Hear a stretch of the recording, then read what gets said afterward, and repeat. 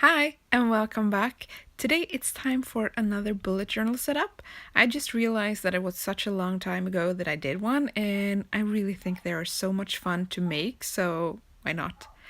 I'm using my Pigma Microns 01 to make the thinner strokes, and then I'm using my Tombow Fudonoseke for the broader lines of my calendar.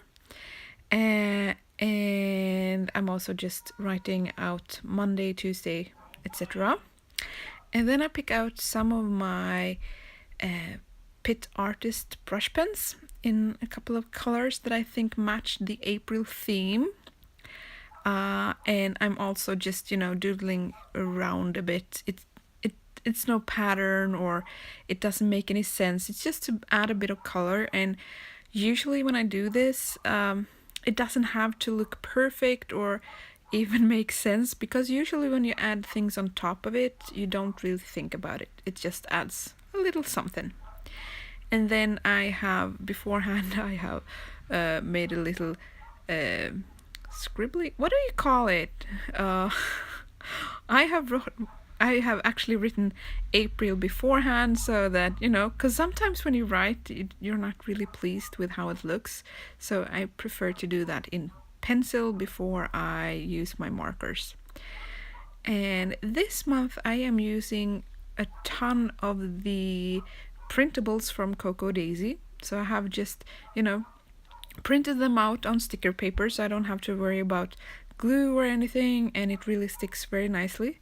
And I have, for the last few months, I have actually really found a layout that I really like, and that, it makes me happy to look at, and I can change certain elements out, and but I have my calendar to the left because that makes sense to me, and I have it look like a regular calendar.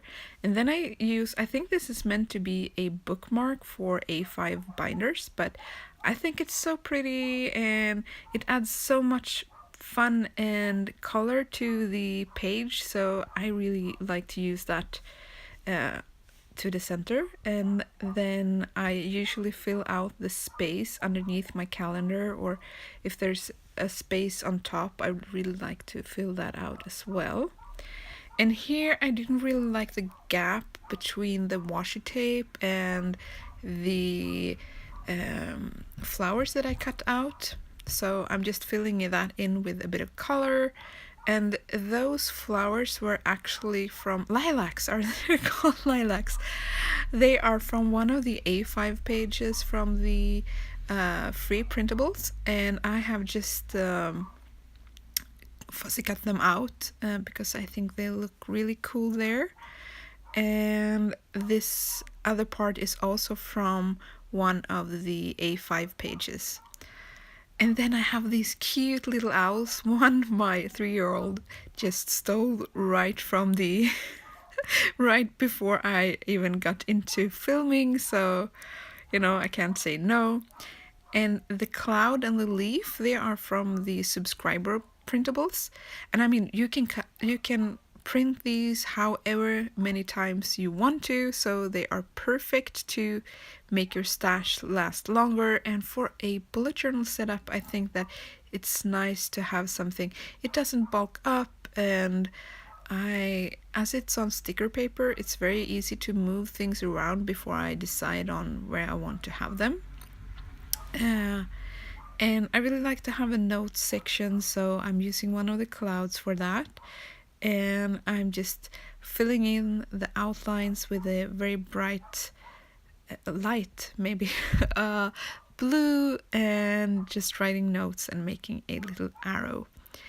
And then I have a stamp set with hot air balloons and a couple of clouds that I really like, and so I'm using them. But I didn't really like the way it turned out, because I dropped the stamp, so I got an extra hot air balloon and then all the clouds. It kind of looked messy to me, so I have cut out these banners that I'm using instead, and I'm covering up the gap between the little strips and the other part, and that's it.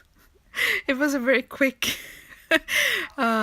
video, but I hope it gave you some inspiration on how to use the printables, and I hope I will get back to you soon. Bye!